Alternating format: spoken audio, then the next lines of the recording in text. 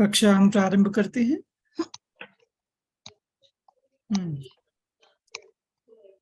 चलिए ममता जी, आप भी अपनी वीडियो ऑन कर लें। एक जस्ट मिनट कर रही हूँ। हाँ ठीक है, ठीक है, तो आइए शुरू करते हैं। नडो आवाज बंद कर।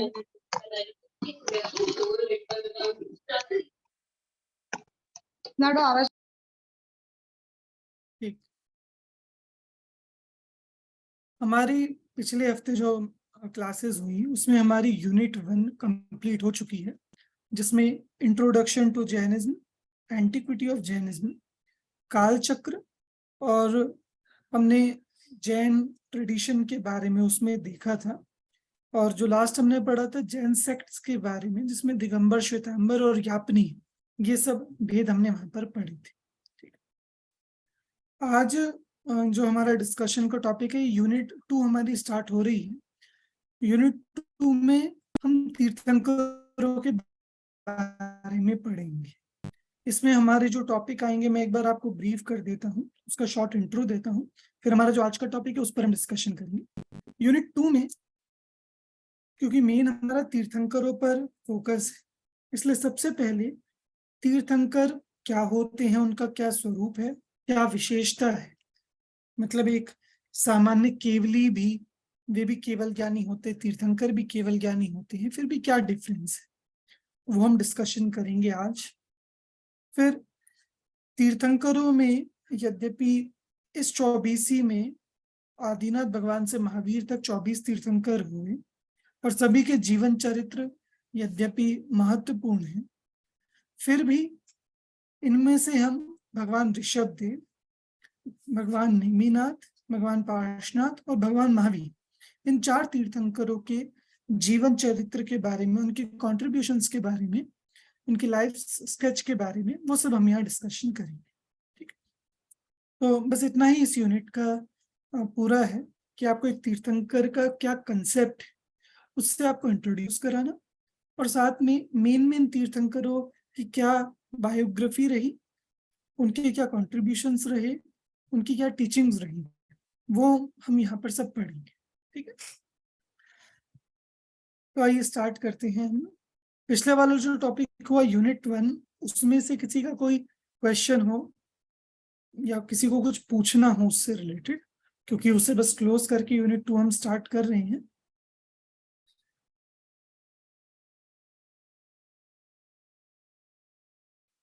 शांतिलाल जी, आप शायद कुछ बोल रहे हैं पर मुझ तक आवाज नहीं आ रही, म्यूट है।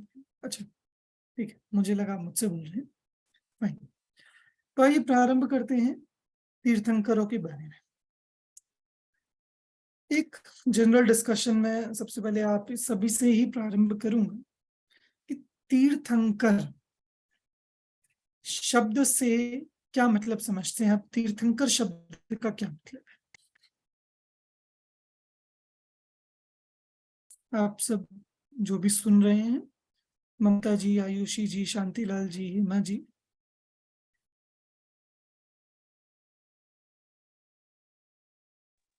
जो तीर्थ की स्थापना करते हैं वे तीर्थंकर।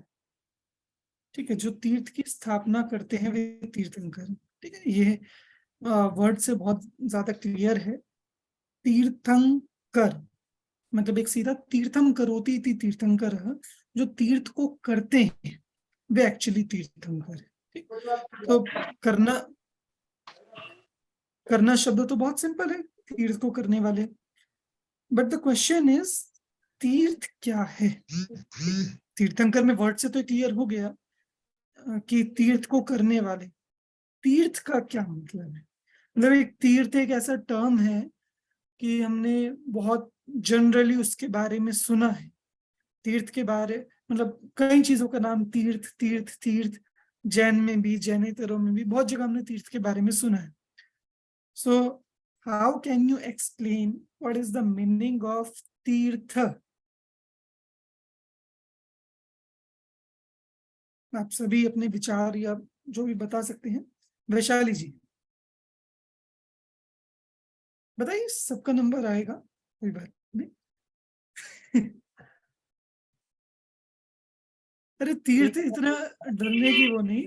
तीर्थ के बारे में किसी को ये भी होना कि सर तीर्थ मतलब समय शिखर जी, हमने सुना, तो उतना भी बताओ। तीर्थ शब्द सुना है या नहीं? किस किसने सुना है? ममता जी सुना है आपने? तीर्थ सुना है? शांतिलाल जी आपने? हाँ। वैशाली जी सुना है तीर्थ शब्द? नहीं, ऐसी आवाज नहीं आ रही है, म्यूट करके बोलेंगे जी तो। सुना है, सुना है, ठीक है, सुना है। हाँ ठीक है। आयुषी जी कहाँ चली गई? हाँ शांतिलाल जी बताइए। सर जी, 4 जो पाए बताए हैं तीर्थ के, श्रावक श्राविका साधु साध्वी, मतलब श्रमण श्रमणी और श्रावक श्राविका, इनसे कंपोजिटली तीर्थ बनता है। और एक ये भी अर्थ होता है कि धर्म यह सबसे बड़ा तीर्थ है। धर्म ही सबसे बड़ा तीर्थ, ठीक है। तो शांतिलाल जी ने हमें 2 अर्थ बताए।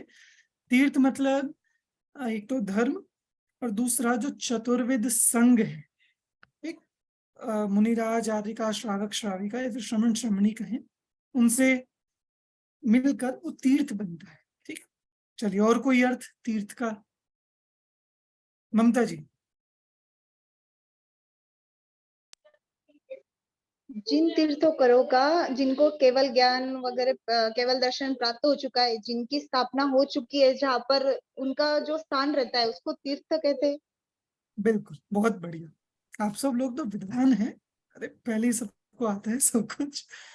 तीर्थ, तीर्थ का एक और अर्थ है कि अपने तीर्थंकर भगवंत और मुनिराज आदि भी, वे जिन स्थानों पर उनको केवल ज्ञान हुआ, जिन स्थानों पर उनको निर्वाण की प्राप्ति हुई, वो सब तीर्थ कहलाए। तो वे स्थान जहां से कोई मोक्ष गया, वे तीर्थ स्थान कहलाते हैं। ठीक है, और तीर्थ का क्या अर्थ है? चलिए आप तीनों ने बता दिया। आयुषी जी आप बताएंगे? नहीं, कोई भी अर्थ? तीर्थ शब्द सुना है कि नहीं सुना आपने? सुना है, तो सोचिए अर्थ इतने। हेमा जी।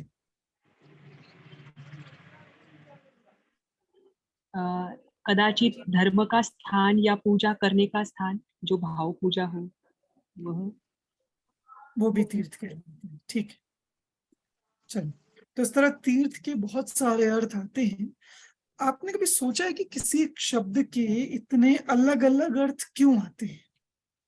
मतलब एक सीधा सा है ना कि अगर जैसे इंग्लिश में कोई एक वर्ड है कैट, CAT, कैट, कैट मतलब एक सीधा सा है, वो बिल्ली।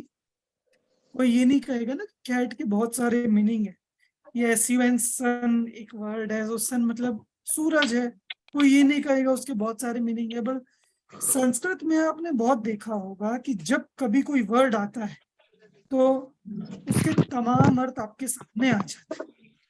तो ऐसा क्यों होता है?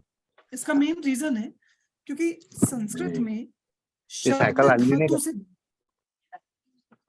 संस्कृत में हर शब्द धातु से बनता है, और उस धातु के साथ एक प्रत्यय जुड़ा होता है, प्रीफिक्स। ठीक, एक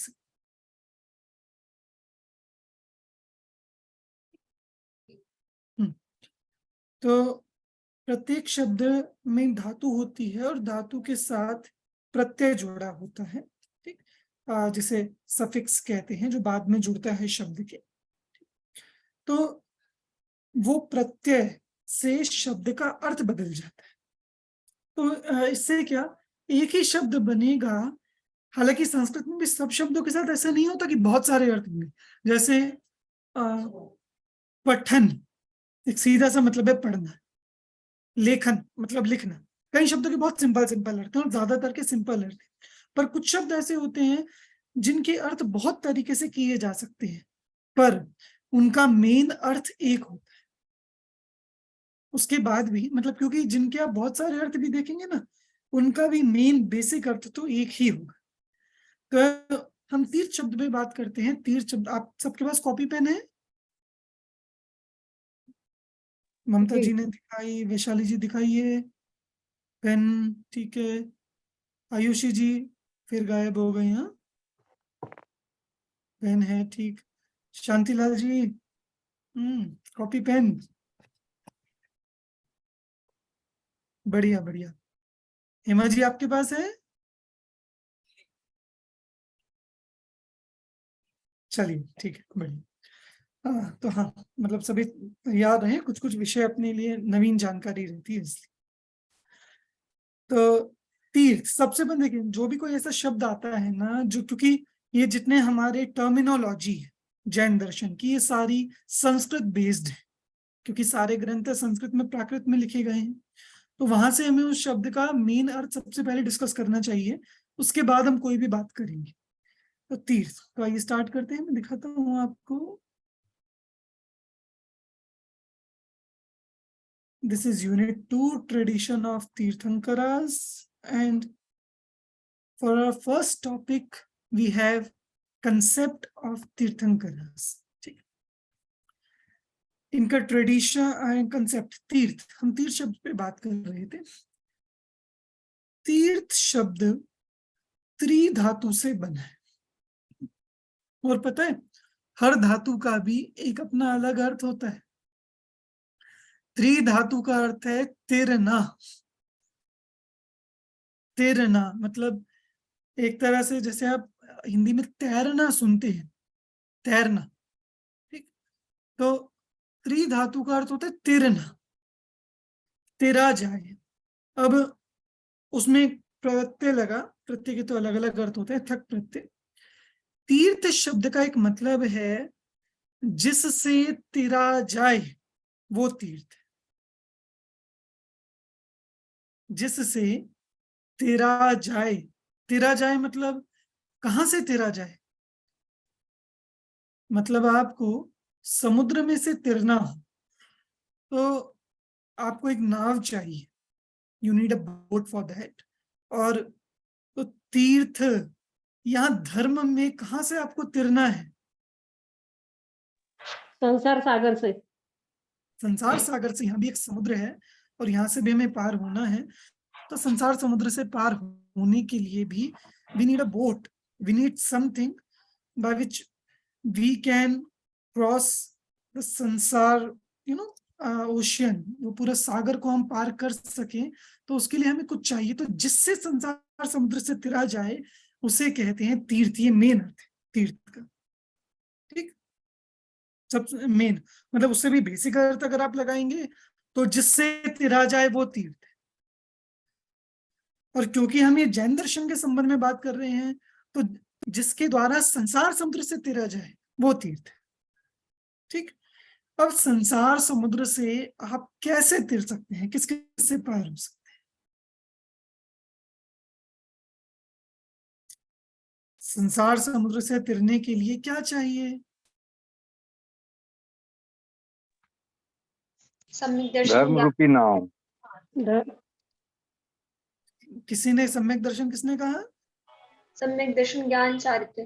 तो आयुषी जी ने बताया क्यों है, क्योंकि मोक्ष का मार्ग है, तो सम्यक दर्शन ज्ञान चारित्र तिरने के लिए चाहिए।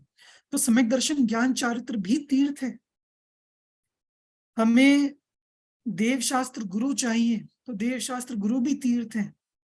तो उसके अंदर जो चतुर्विद संघ की आप बात कर रहे थे शांतिलाल जी, वो भी इसीलिए तीर्थ है क्योंकि उनके आश्रय से संसार से तिरा जाता है। अपने देव, वे भी तीर्थ हैं। जो मार्ग है वो तीर्थ है। और हमारे हमारे जो जिनवाणी है, शास्त्र है, आगम है, क्योंकि तिरने के लिए हमें मार्ग कौन बताएगा? हमारे शास्त्र बताएंगे, तो वो तीर्थ है। इसीलिए, और तीर्थंकर भगवान की जो वाणी है, जो उपदेश है, उसे तीर्थ कहते हैं। तो तीर्थ का एक मतलब आपको समझ में आया ना, कि एक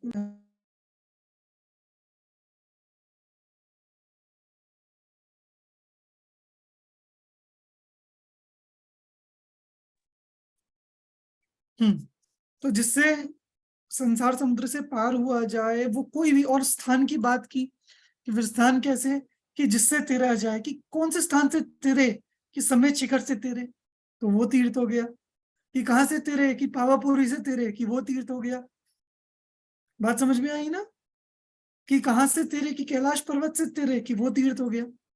तो जहां से तेरा जाए उसे तीर्थ कहते हैं। ये क्लियर है सबको? तो इसलिए तीर्थ के बहुत सारे अर्थ हो जाते हैं, चतुर्विद संग भी, उपदेश भी, शास्त्र भी, सम्यक दर्शन ज्ञान चारित्र भी, और वो स्थान भी, वो सबको तीर्थ कहते हैं। ठीक, अब अपना टॉपिक क्या चल रहा है? आप सब लोग हाँ म्यूट रखा करो। ममता जी क्या लाइफ ऑफ तीर्थंकर। तीर्थंकर टॉपिक चल रहा है। तो अब यहाँ हम क्या अर्थ लगाएंगे तीर्थ को करने वाले के, जिन्होंने तीर्थ को किया, मतलब किसको किया? मोक्ष मार्ग। कि उन्होंने मोक्ष मार्ग को बताया। तीर्थंकरों का क्या मुख्य कार्य रहता है कि उनका एक कार्य है उपदेश देना, और तीर्थंकरों का एक और कार्य है चतुर्विद संघ की स्थापना करना। तो उनकी वाणी है, उपदेश है, वही मार्ग है, तो मार्ग आ गया। उनकी वाणी है, वो ही शास्त्र है, आगम है, क्योंकि भगवान की वाणी से ही गणधर शास्त्रों की रचना करते हैं, तो वही आगम हो गया। उनकी वाणी और उन्हीं के द्वारा चतुर्विद संघ की स्थापना होती है। तो तीर्थम करोति तीर्थंकर, जो तीर्थ को करते हैं वे तीर्थंकर हो गए। तो इस अर्थ में भी तीर्थंकर बैठ गया।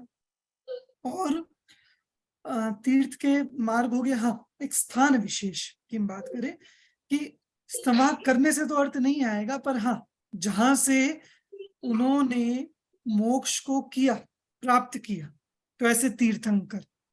तो इस तरह से विविध अर्थों में हम तीर्थ का अर्थ लगा के, करने का अर्थ तो वही रहेगा कि बस उपदेश में बताना हो जाएगा, चतुर्विद संघ में स्थापना हो जाएगा, ऐसे अलग अलग अर्थ हो जाएंगे। तो घूम फिर कर तीर्थंकर शब्द का ये अर्थ बनता है कि जो तीर्थ करते हैं, मार्ग का उपदेश देते हैं, संघ की स्थापना करते हैं, शास्त्रों की रचना जिनके माध्यम से होती है, जिनके माध्यम से, और जो धर्म बताए, ये सब कुछ एक्चुअली एक शब्द में कहें तो धर्म है। तो धर्म जिनके माध्यम से चलता है वे तीर्थ हैं। ठीक, तो ये तीर्थंकर, ये शब्द क्लियर हुआ सबको? तीर्थंकर वर्ड का मीनिंग ठीक है? आगे देखिए,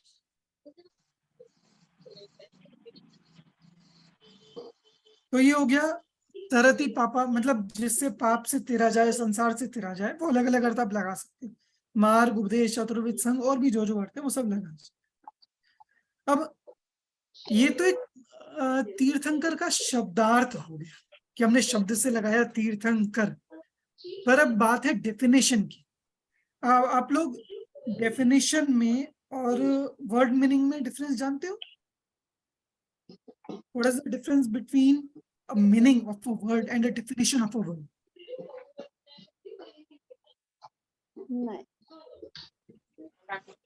व्याख्या सर जी- आगम के अनुसार रहेगी। धर्म कोई भी शब्द की अगर व्याख्या रहती है तो वो आगम के अनुसार पूरा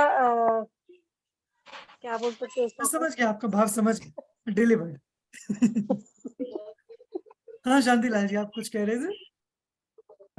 शब्द का अर्थ यानी मीनिंग हो गया, और डेफिनेशन मतलब वो शब्द से हमको क्या जानते हैं हम, मतलब जैसे अभी ममत्व है या आसक्ति है, तो उससे हम क्या इंटरप्रेट कर सकते हैं, मीनिंग अलग हो गया, लेकिन उससे जो सिग्नल जा रहा है उसका meaning in detail in two. देखिए सीधी सी बात है, when we talk about meaning, किसी का शब्दार्थ, इसका मतलब we are concentrated on the word itself. हम सिर्फ शब्द की बात करेंगे कि शब्द से ये अर्थ निकल रहा है। जैसे हमने तीर्थंकर की बात की, तीर्थंकर होती ही थी, पर डेफिनेशन की जब हम बात करते हैं तब हम एक लक्षण की बात करते हैं।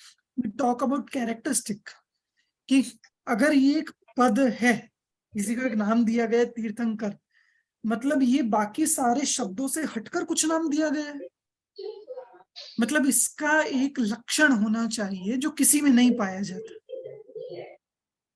तभी तो वो वर्ड एक अलग से बनेगा। अगर वो किसी के साथ ममता जी थोड़ा सा शोर है आपके, मैंने म्यूट कर दिया आपको, ठीक।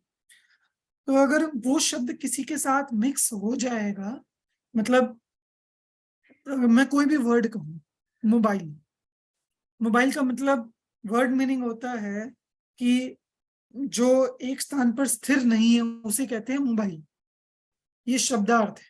और डेफिनेशन से, हालांकि मोबाइल की डेफिनेशन की जरूरत नहीं है आप लोगों को, पर मोबाइल से ये अपना वाच्य होता है। ऐसे ही वर्ड मीनिंग से तीर्थंकर का हमने कर दिया कि जो तीर्थ को करते हैं, पर जब हम डेफिनेशन की बात करेंगे, हम उनके स्वरूप की बात करेंगे, उनके लक्षण की बात करेंगे, जिससे हम इन्हें दूसरों से मिक्स नहीं करना चाहते, ठीक।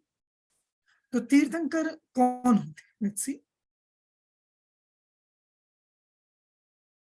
ये मैंने कुछ रेफरेंसेस आपके सामने दिए हैं। अच्छा, मैं इसको लिखना भूल गया, इस वाले रेफरेंस को।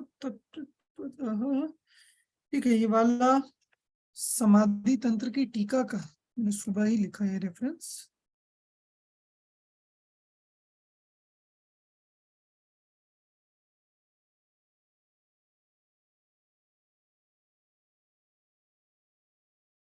कोई भी सर जी, आप ये जो रेफरेंस दे रहे हैं विजयोदया टीका या फिर जो भी आप इसमें आगम टीका चूर्णी उपनिषद या कोई भी आचार्यों के नाम देते हैं, तो ये मटेरियल हमारे यहाँ सहज में कहीं उपलब्ध हो ऐसा जरूरी नहीं है।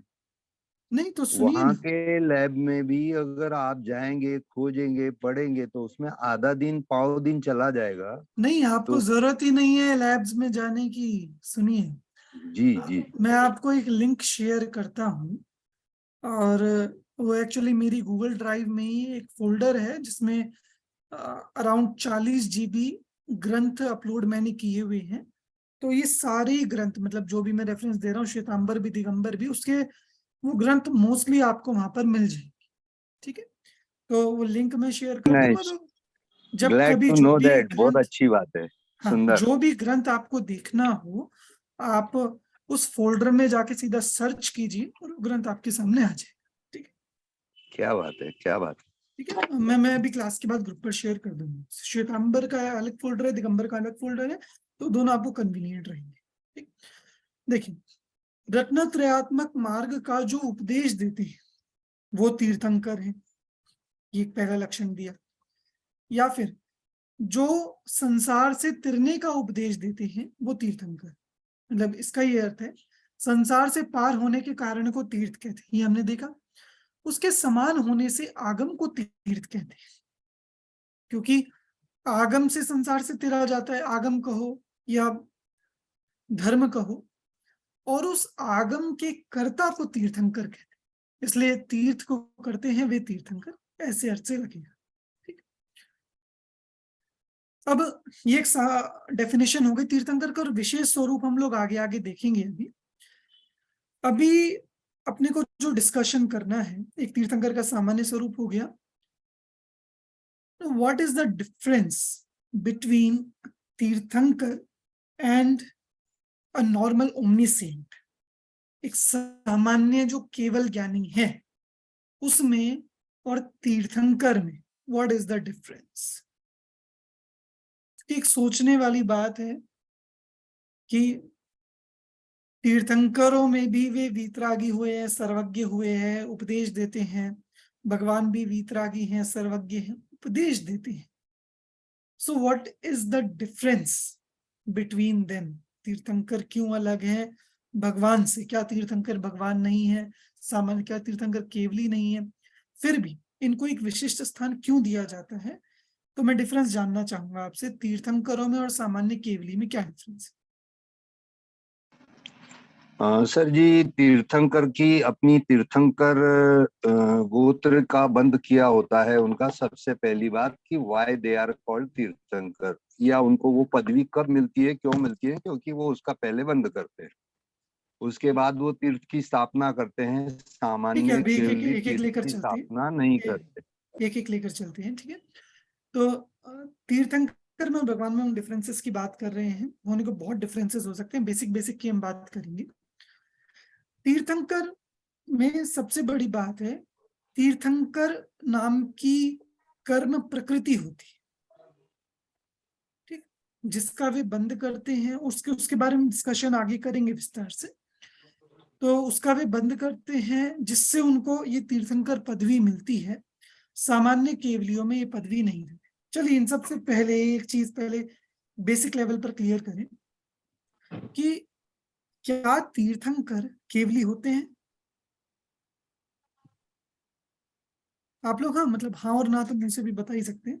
हाँ होते हैं, होते हैं। सभी तीर्थंकर केवली होते ही हैं।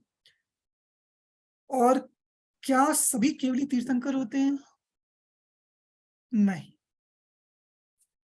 सभी केवली तीर्थंकर नहीं है। आप लोग अच्छे लगते हैं कोरस में सिमेट्री में ऐसे ऐसे मुंह हिलाते हुए, ऐसे ऐसे मुंह हिलाते हुए। अच्छा है, मतलब सबको आंसर आता है एक साथ, ये अच्छा लगता है देख के। वरना किसी का ऐसा ही ले, किसी का ऐसा ही ले तो मजा नहीं आता उसमें। तो चलिए, तो सभी तीर्थंकर केवली तो होते हैं, पर सभी केवली तीर्थंकर नहीं होते। तो इससे एक बेस पता चलता है कि जितने केवल ज्ञानी हैं उन्हीं में से कोई जीव तीर्थंकर होते हैं, उसी में से एक ग्रुप, एक पार्ट तीर्थंकर होता है। क्लियर? एक सबसे बेसिक बात यहाँ पर क्लियर। अब अगर हम देखें अपने सामने कि हमारे सामने केवली है और हमारे सामने मतलब एक सामान्य केवली और हमारे सामने एक तीर्थंकर है, तो देखने में क्या डिफरेंस आएगा?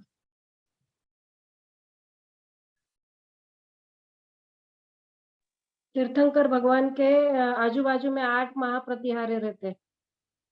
8 महाप्रतिहार्य रहते हैं, ठीक है। और उनकी वाणी 1 कोस तक, शायद 1 कोस तक।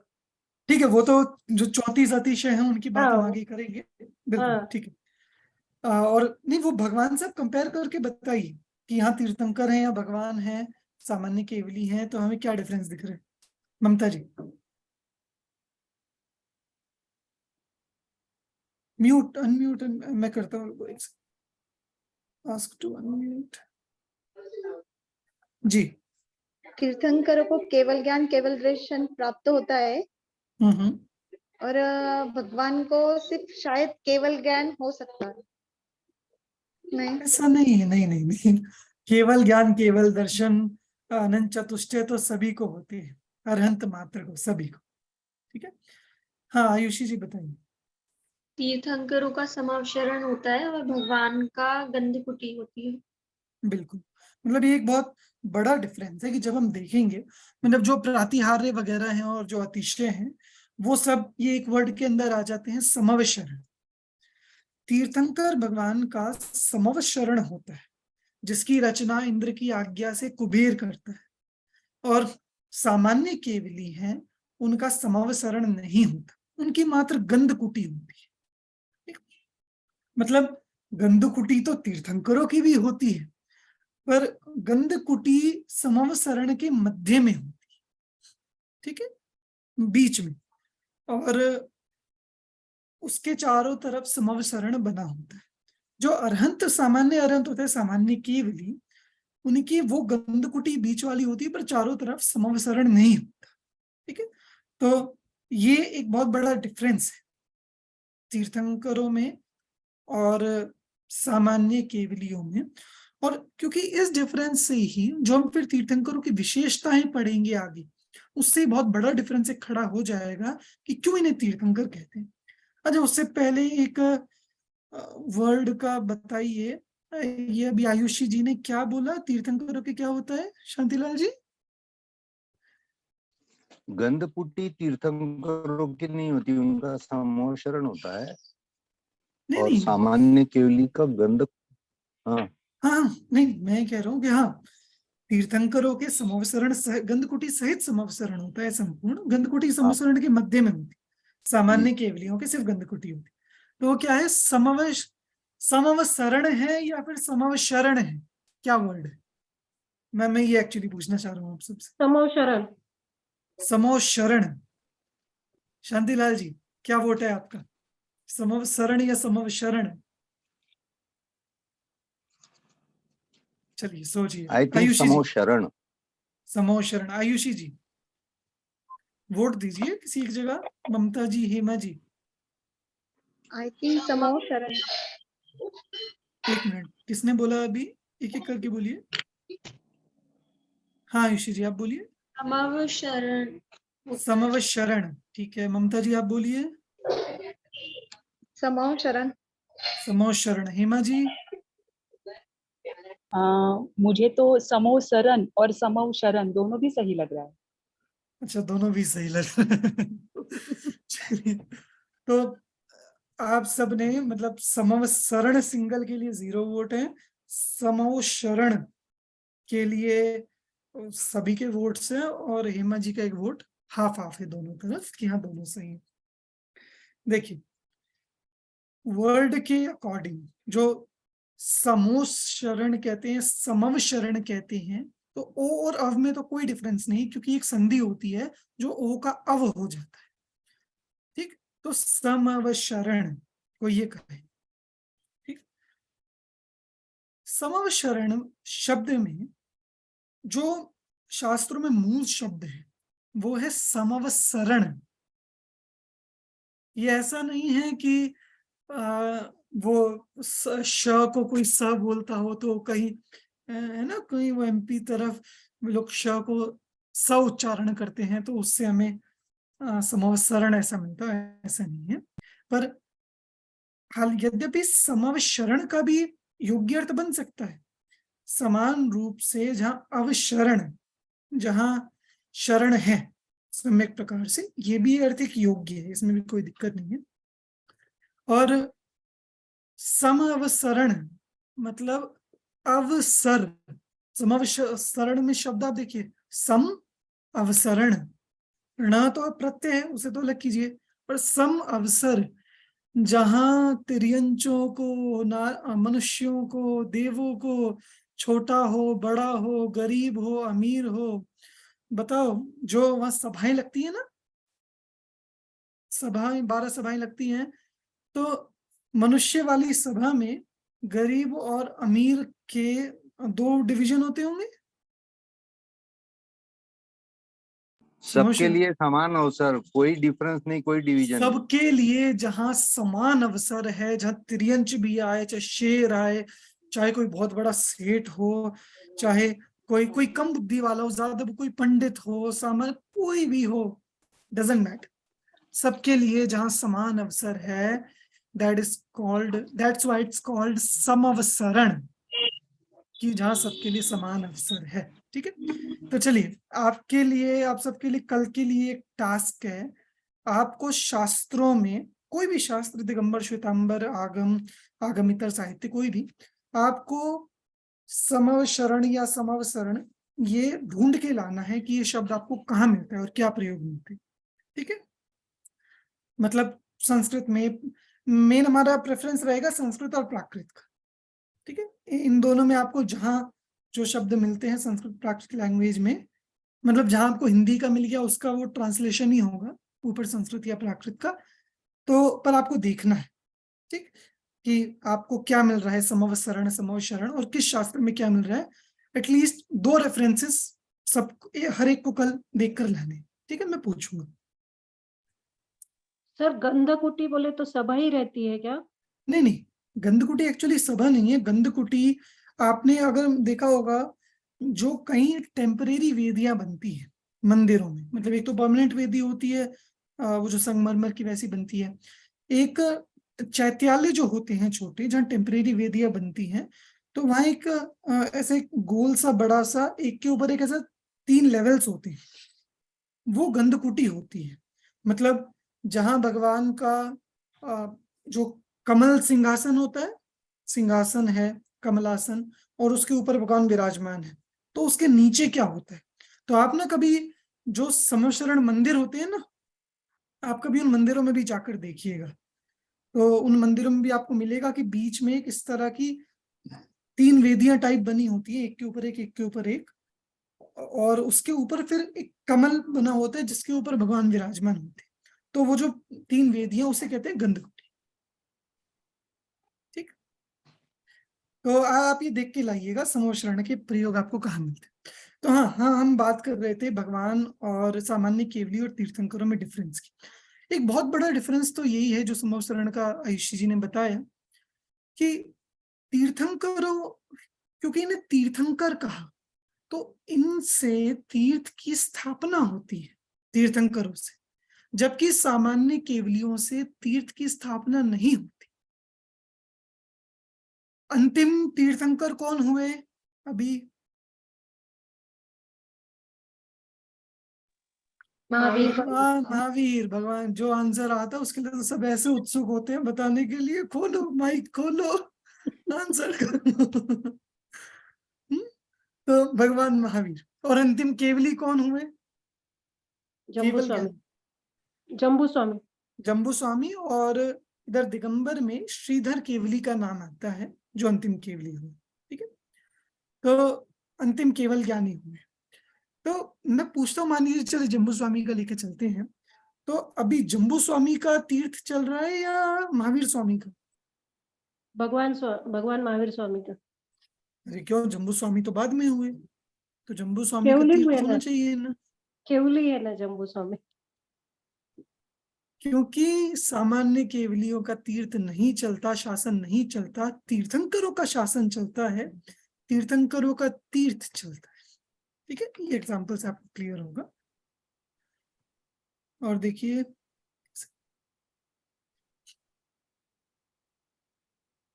तीर्थंकर कितने होते हैं? तो एक उत्सर्पिणी या अवसर्पिणी में केवल 24 होते हैं तीर्थंकर, और तो इस अवसर्पिणी में तीर्थंकर 24 हुए, और इस अवसर्पिणी में केवली कितने हुए? अनंत।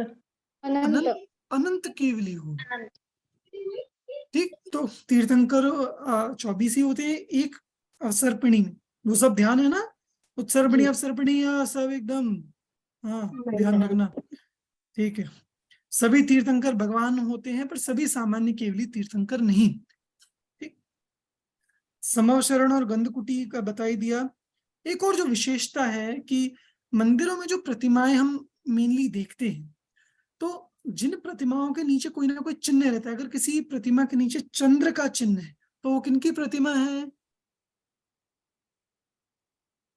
चंद्र प्रभु स्वामी। चंद्र प्रभु जी। चंद्र प्रभु भगवान की। अगर शेर का चिन्ह है तो ऋषभ। भगवान नहीं, महावीर। भगवान महावीर। भगवान महावीर की। बैल का चिन्ह है तो आदिनाथ भगवान। आदिनाथ भगवान ऋषभ देव की। और कोई चिन्ह नहीं है तो केवली। एक सामान्य की। सामान्य केवली।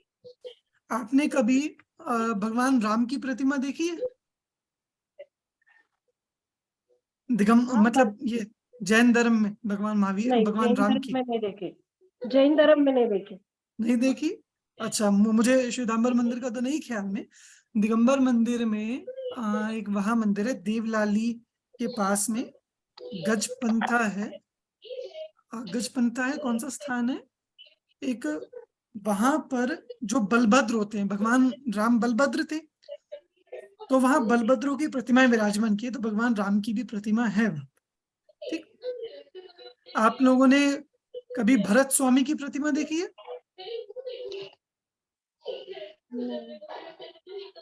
बाहुबली स्वामी की प्रतिमा तो देखी होगी।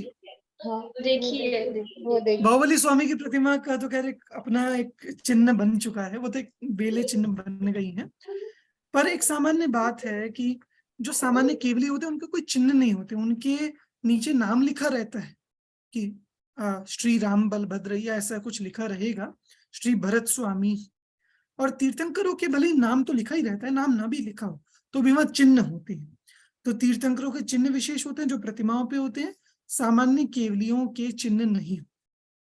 और तीर्थ के प्रवर्तन वाली बात मैंने बताई दी, जो तीर्थंकरों से होता है और सामान्य केवलियों से नहीं होता। ठीक है, तो इतना अभी हम लेकर चलते हैं कि तीर्थंकर और सामान्य केवली में डिफरेंस रहता है। तो चलिए, कल का आपका क्या टास्क है? हाँ सर, बता देंगे कल समवसरण प्राकृत संस्कृत के माध्यम से कौन से आगम कोई भी एक में दो या रेफरेंसेस ग्रंथ में मिलते हैं। दो। और एक और टास्क छोटा सा आपको देते हैं कि भगवान की प्रतिमाएं, जैसे मैंने आपको एक दो एग्जांपल दिए कि ये प्रतिमा यहाँ पर है, कि भगवान की प्रतिमाएं कहाँ पर कोई स्थापित हैं, तो वो आपको थोड़ा सा देखकर पता करना है, किसी से पूछकर या कैसे। कि कहीं कोई भगवान की प्रश्न नहीं प्रतिमा, समझा सर ठीक से। तीर्थंकरों के अतिरिक्त तो जो सामान्य केवली हैं उनकी प्रतिमाएं कहाँ विराजमान है, कौन सी केवली की हैं और कहाँ विराजमान है प्रतिमाएं। अच्छा, अब जैसे स्थानकवासी हैं और नहीं ये 13 पंथी हैं, ये तो मंदिर और प्रतिमा मानते ही नहीं, पर एक सामान्य कि ये चलिए आप इसको थोड़ा इजी करता हूँ टास्क को। कोई भी सामान्य केवलियों के 5 नाम आपको बताने हैं, ठीक है कल, ये थोड़ा और इजी हो गया टास्क, ठीक है। अभी का टॉपिक यहीं पूरा करते हैं। किसी को कोई क्वेश्चन तीर्थंकरों के स्वरूप में और तीर्थंकर और सामान्य केवली के डिफरेंस में? क्लियर सबको? ठीक है, चलिए अभी कक्षा यहीं पूरी करते हैं। सभी को जय जिनेंद्र। जय जिनेंद्र। जय जिनेंद्र। ज्ञान और अभी- ज्ञानदाता की सदा जय हो। मूल ज्ञानदाता तीर्थंकर स्वामी की जय हो।